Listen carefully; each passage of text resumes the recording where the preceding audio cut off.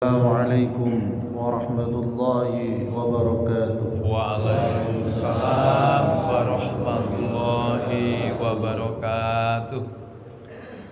Innal hamdalillah nahmaduhu wa nasta'inuhu wa nastaghfiruh wa na'udzu billahi min shururi anfusina wa min sayyiati a'malina. أشهد أن لا إله إلا الله وحده لا شريك له وأشهد أن محمدا عبده ورسوله أما بعد وما أبرئ نفسي إن النفس لأمارة بالسوء إلا ما رحم ربي إن ربي غفور رحيم أعوذ بكلمات الله التامة من كل شيطان وهامة ومن كل عين لامة. Alhamdulillah, bapak-bapak, ibu-ibu, wabil khusus Bapak Haji Mustafa, Bapak Ustadz yang ada hadir di sini, Bapak Kiai yang ada di sini, bersyukur kita kepada Allah atas segala nikmatnya bisa kembali sholat subuh berjamaah, bisa kembali kita bersama-sama belajar tentang keutamaan atau hikmah dari sholat sunnah. Dari pembahasan yang pertama, kedua, ketiga tentang sholat sunnah. Ketiga, kesimpulannya adalah hikmah sholat sunnah itu ternyata luar biasa. Di antaranya yang pertama adalah hikmah sholat sunnah itu untuk menutupi kekurangan pada ibadah wajib. Jadi untuk menutupi kekurangan ibadah wajib. Kula tanglet kita niki jane salat wajib sampun sae napa dereng? Dereng kok. Sampun sempurna napa dereng? Dereng. Ibaratnya tiang ada makanan pokok, ada makanan tambahan. Makanan pokok kita niku beras gitu. Nggih napa mboten, Bu? Sampun masak dereng to Ibu niki? Oh, sampun. Alhamdulillah. Sampun sih nyetetno sego dhisik ngoten. Magicom gampang nggih nyetetno lauke belakangan. Ibadah wajib itu ibaratnya sego katakanlah. Nasi tok tanpa lauk saged dahar mboten? Oh saged. Tapi rasanya campah. Kok sego tok ya. Yang seniin campuri sarem ben wonten rasane asin. Sarem tok boten cekap, tambahi tempe. Tempe kirang tambahi sayuran bening. Bening kirang tambahi tewel, macam-macam. Jadi makanan pokoknya nasi, tetapi ada yang lain untuk barengi nasi niku wau. Sama dengan sholat wajib niki, itu masih banyak bolongnya atau kekurangannya atau kurang sempurnanya, mungkin karena kecepatan pas sholat, atau pas terlambat, atau pas ketika sholat niku boten khusuk pikirannya kemana-mana. Lah niku ditembel, disempurnakan dengan sholat sunnah. Nggih. Lho wonten hadise, wonten dasare wonten. Dari Abu Hurairah radhiyallahu an, ia berkata bahwa Rasulullah sallallahu alaihi wasallam bersabda yang artinya sesungguhnya amalan yang pertama kali dihisab pada manusia pada hari kiamat nanti adalah apa? Salat. Allah Azza wa Jalla berkata kepada malaikatnya, dan dialah yang lebih tahu. Allah berkata, lihatlah pada solat hambaku, apakah solatnya sempurna ataukah tidak. Jika solatnya sempurna, maka akan dicatat baginya pahala yang sempurna. Namun jika dalam solatnya ada sedikit kekurangan, maka Allah berfirman, lihatlah apakah hambaku memiliki amalan sunnah. Jika hambaku memiliki amalan sunnah, Allah berfirman balik, sempurnakanlah kekurangan yang ada pada amalan wajib dengan amalan sunnahnya. Kemudian amalan lainnya akan diperlakukan seperti ini. Dalam hadis niki jelas Allah menilai hambanya. Yang utama adalah dari sholat wajib. Kemudian ketika sholat wajib ada kekurangan, Allah nyari lagi, hambaku apakah punya amalan yang lain, amalan sunnah. Maka dengan amalan sunnah dikuau, disempurnakanlah yang wajib yang ada kekurangan itu. Perlu diketahui bahwa menjadi seorang hamba itu, orang beriman itu jangan merasa sempurna di dalam beribadah kepada Allah. Orang berbuat kebaikan itu jangan merasa cukup dengan kebaikan sehingga kita memamerkan kebaikan di orang lain, bahkan meremehkan karena kita sudah berbuat baik. Sampai kalau dengarkan ceramah, orang beriman itu tidak cukup dengan kebaikan. Aku wis cukup sholat wajib, wis mboten angsal ngoten. Ibu-ibu aku cukup wis masak nasi, wis mboten kados ngoten. Jadi ditambah amalan-amalan selanjutnya sampai badan kita niki mboten kiat.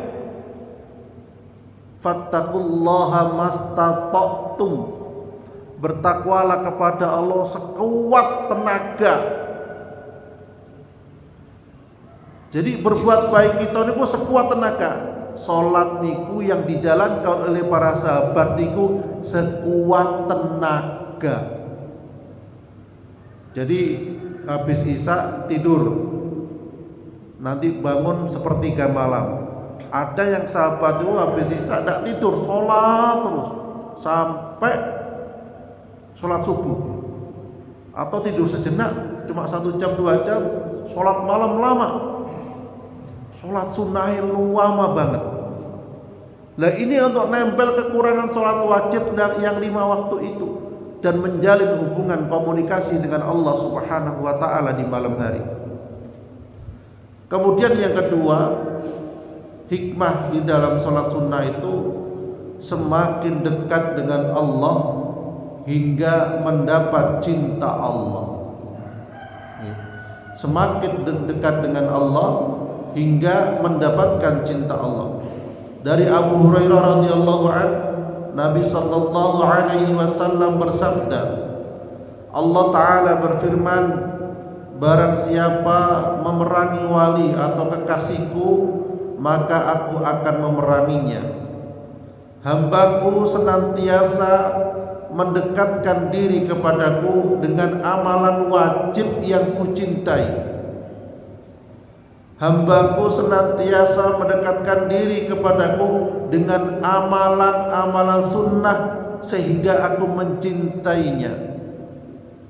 Jadi amalan-amalan sunnah yang kita lakukan itu sebanyak-banyaknya sehingga sampai Allah mencintai kita. Itu yang dianjurkan. Jika aku telah mencintainya, kata Allah, maka aku akan memberi petunjuk pada pendengaran yang ia gunakan untuk mendengar. Allah ngasih petunjuk, telinga niki digunakan untuk apa yang baik, untuk mendengarkan sesuatu yang baik. dan kebaikan-kebaikan yang didengarkan itu bernilai pahala di sisi Allah Subhanahu wa taala. Memberi petunjuk pada penglihatannya yang ia gunakan untuk melihat. Begitu juga Allah menjaga mata kita dari hal-hal yang tidak baik, sehingga Allah beri petunjuk untuk melihat sesuatu yang berguna. Memberi petunjuk pada tangannya yang ia gunakan untuk memegang. Memberi petunjuk pada kakinya yang ia gunakan untuk berjalan. Allah beri petunjuk, alhamdulillah kita sedaya bisa berjalan ke masjid dalam rangka bersama-sama menaikkan level ibadah kita kepada Allah Subhanahu wa taala. Jika ia memohon sesuatu kepadaku, pasti aku mengabulkannya, dan jika ia memohon perlindungan, pasti aku akan melindunginya. Jadi ternyata hikmah dari ibadah sunnah yang kita lakukan itu sampai Allah Subhanahu wa taala memberikan petunjuk kepada panca indera kita. Perlu beristighfar banyak ketika panca indera kita banyak digunakan hal yang tidak berguna. Mata terutama nggih. Niku wonten batas waktune nggih. Mata kita niku tidak semuanya normal. Dari waktu ke waktu berkurang. Nggih napa mboten? Nggih, saestu. Nggih. Sing terang niku tasik ningali arta, nggih Bu. Nggih mboten? 2000, oh jelas. Rodok merengut. 10.000, mesem sithik. Abang 100.000 guyu. Nggih. Makane serbane abang ben kaya duit ngoten nggih. Jadi ngoten. Niku panca indera. Allah memperbaiki panca indera kita dengan amalan-amalan sunnah. Bayangaken di akhirat kelak yang kula ceritakan, tiang niku antrian di padang mahsyar pinten tahun? Lho kok supir? Make diuji jenengan. Di padang mahsyar niku ngenteni panasnya matahari pinten 50.000 tahun. Kadang kita antrian teng kantor, antrian berobat, lek wis nomor 10 ke atas 20 suwi. Padahal kita akan dihisab dengan antrian yang miliaran manusia. Niku masuknya hisabnya pertama kali ke surga itu sesuai dengan amalan baik. Makanya para sahabat itu getol istilahnya, semangat dalam amalan sunnah, sholat sunnahnya sampai setengah malam ya, satu malam mulai habis isya sampai habis menjelang subuh. Niku gara-gara mereka ingin mendapatkan ridho Allah, mendapat tiket masuk duluan di surga.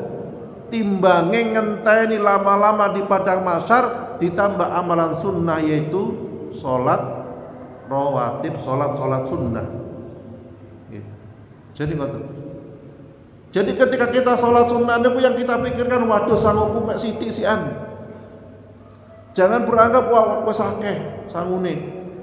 Tidak ada sahabat itu, para ulama salafus saleh yang mengatakan sangune wis akeh padahal ibadah mereka sampai jihad di jalan Allah Subhanahu wa taala, sampai syahid, sampai luka-luka tubuhnya, sampai kehilangan harta, kehilangan anak, kehilangan keluarga dalam rangka mendekatkan diri kepada Allah Subhanahu wa taala. Tidak ada dari mereka yang merasa amalannya sudah sempurna. Lah kalau ada seorang wis salat wajib aku wis merasa dirinya wis cukup, lah niku perlu dipertanyakan keimanannya kepada Allah Subhanahu wa taala. Kemudian yang ketiga hikmah dari salat sunnah itu adalah melaksanakan ibadah sunnah agar lebih semangat dalam menjalankan ibadah wajib. Sing sunnah ae semangat apalagi yang wajib. Dan itu salah satu motivasi kenapa kita harus melakukan ibadah sunnah. Kemudian selanjutnya adalah yang keempat, mendapatkan pahala dan ganjaran tertentu karena melakukan ibadah sunnah.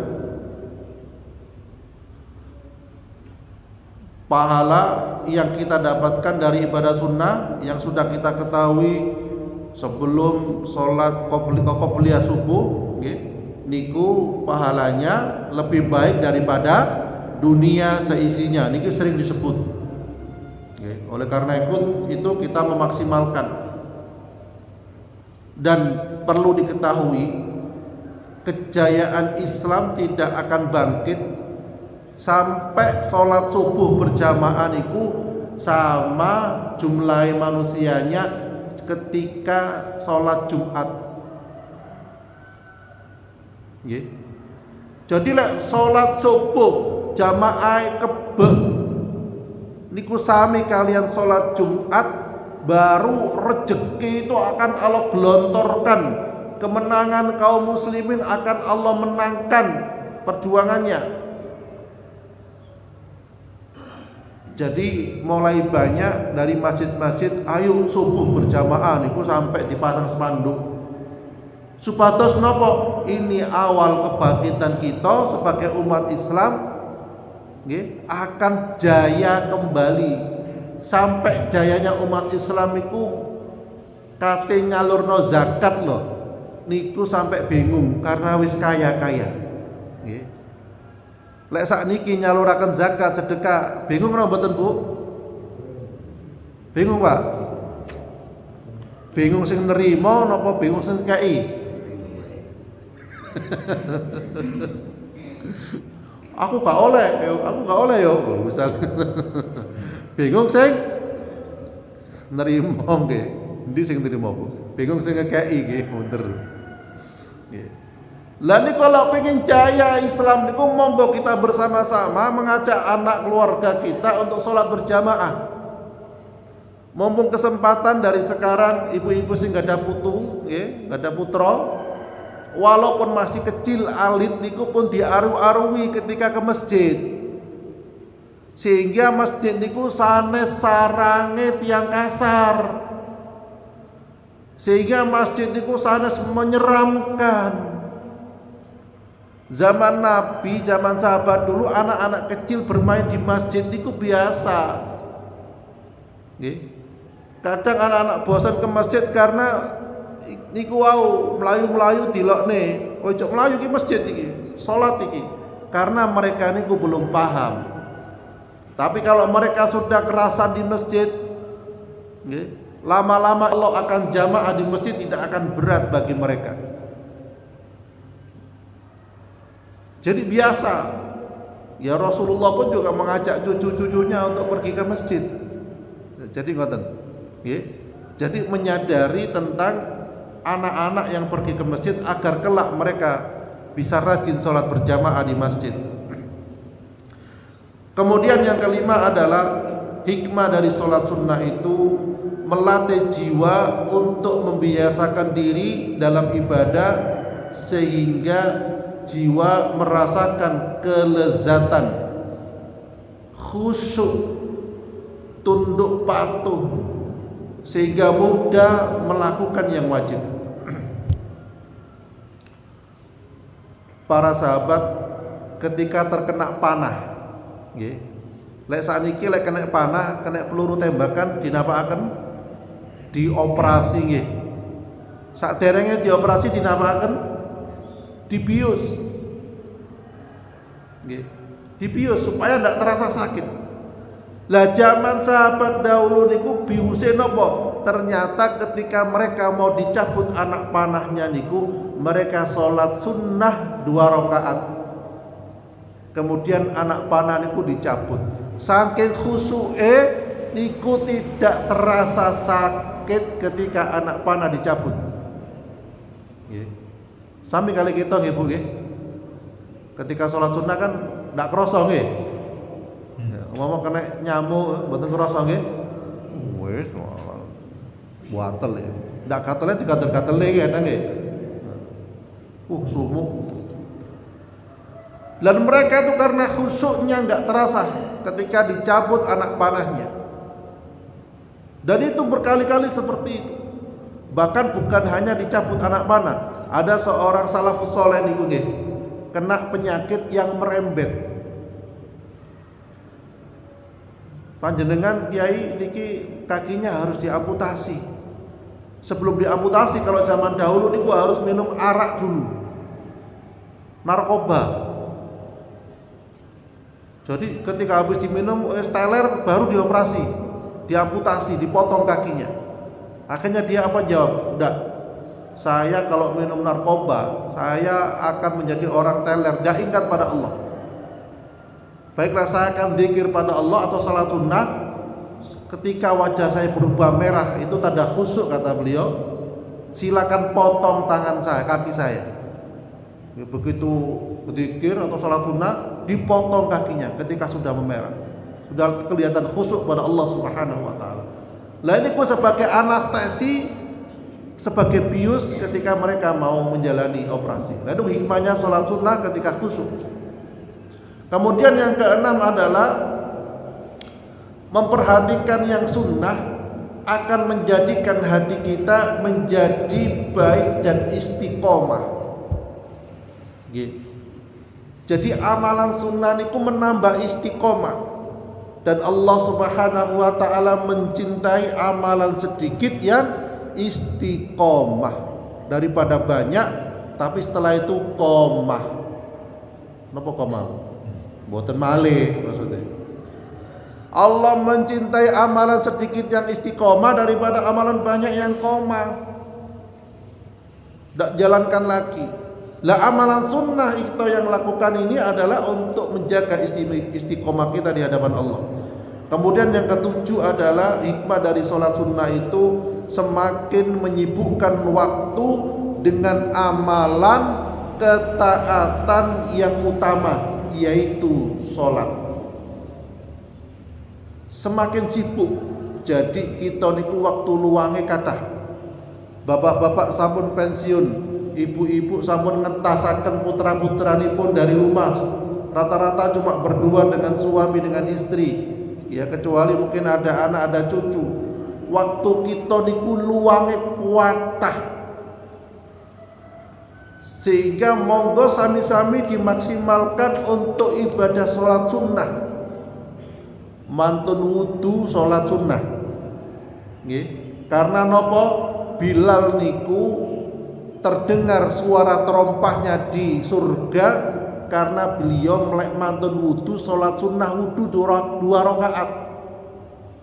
Nah, jenengan pipis teng jeding ping pinten sedinten? Ping gangsal misalnya nggih. Habis dari jeding niku berwudu napa mboten? Insyaallah berwudu nggih. Ndak salate lapo wudu. Innallaha yuhibbut tawwabin wa yuhibbul mutatahhirin. Sesungguhnya Allah itu mencintai hambanya yang bertaubat dan mencintai hambanya yang mensucikan diri.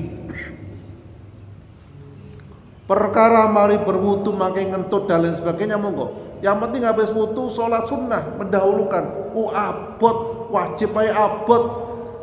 Berat itu karena tidak terbiasa. Kalau sampun terbiasa, insya Allah mboten berat. Panjenengan mungkin nanti ngelihat teng TV nggih, teng YouTube, tiang-tiang badannya kekar, gitu. Kula mikir, waduh latihan sehari 2 jam 3 jam.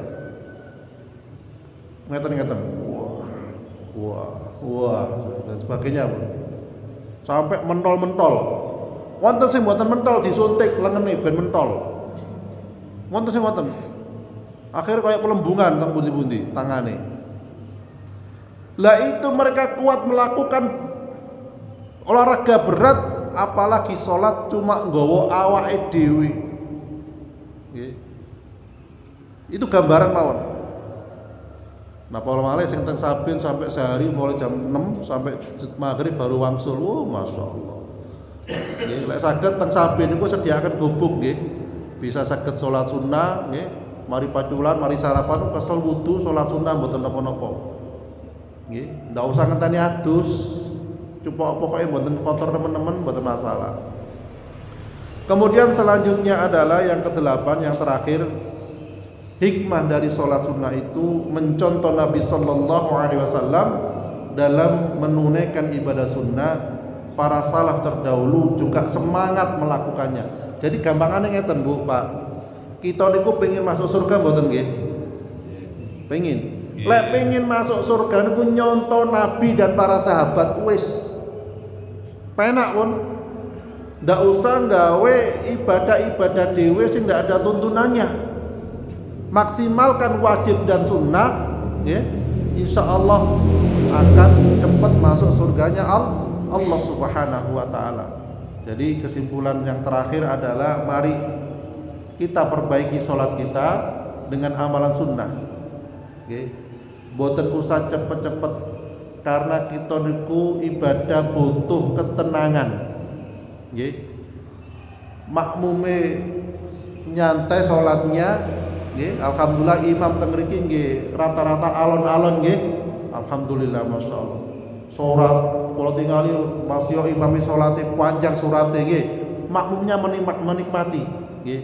Wonten ibu-ibu ketika imame mau surat An-Naba amma yatasaalun sampai terakhir wonten sing kabur boten? Boten, kecuali tok jeding ngentut. Alhamdulillah ini termasuk kemajuan. Jadi insya Allah mugi-mugi imam-imam saged mempertahankan tumak ninah niku wau. Nggih, tumak ninah. Tapi tetap kita jadi imam pun, jadi siapapun tetap belajar. Karena belajarnya kita niku sampai mati. Nggih, sehingga terus memperbaiki bacaan, memperbaiki kualitas sehingga kita menjadi hamba yang soleh. Kemudian selanjutnya jangan lupa Bapak, tadi kita gambarkan tahajud itu penting. Wa minal laili fatahajjat bihi nafilatan lak. Ya. Pada sebagian malam bertahajudlah sebagai ibadah utama, ibadah tambahan bagimu. Dulu tahajud itu wajib. Sebelum datang sholat 5 waktu wajib. Ketika datang sholat 5 waktu wajib baru sunnah, tapi sunnah yang penting, sunnah yang diutamakan. Insya Allah mbak-mbak rata-rata jam kali pun tangi nggih nggih. Alhamdulillah yakin kula ibu-ibu jam 2 pun bangun rata-rata pun nggih. Turu mana itu? Ten jeding, ada madem ketan nggih. Selimute kuwantul waduh. Tapi yakin ibu-ibu niki ahli tahajud, ahli masak, ahli puasa sunnah nggih Bu nggih. Amin. Yakin, kula yakin mawon dari aurai jenengan, senyum-senyumin jenengan senyum keimanan insyaallah nggih. Bukan senyum kesuwen nek ceramah nggih. Jadi jenengan salat tahajud dukakan Bapak Bu nggih. Ya Allah paringi sehat suamiku, anak-anakku ngoten pun supe niku. Ya Allah ampunilah dosa-dosa suamiku, dosa-dosaku, dosa. Pertama, ya Allah ampunilah aku, ampunilah suamiku, ampunilah anak-anakku, ampunilah cucu-cucuku agar gampang menerima hidayah, agar dia rajin menjalankan sholat wajib berjamaah dan sholat sunnah. Ini kudungane panjenengan. Nggih. Insyaallah donga nggih tiap hari nggih. Kangge bapak nggih, kangge suami nggih. Alhamdulillah. Niku wanita surga ngoten niku. Ndongaaken suamine, anake, cucune dan semuanya. Bapak-bapak nggih ngoten insyaallah selalu berdoa untuk istri-istrinya agar menjadi istri sholihah nggih. Insyaallah ngoten, kurang lebihnya mohon maaf nggih. Pembahasan sebenarnya masih banyak ya tentang Islam niku, monggo kita sami-sami istiqomah nggih. Mudah-mudahan mendapatkan hidayah bagi kita sekalian dan masuk surganya Allah Subhanahu wa taala nggih. Kurang lebihnya mohon maaf. Subhanakallahumma bihamdik asyhadu an la ilaha illa anta astaghfiruka wa atubu ilaik. Assalamualaikum warahmatullahi wabarakatuh. Waalaikumsalam.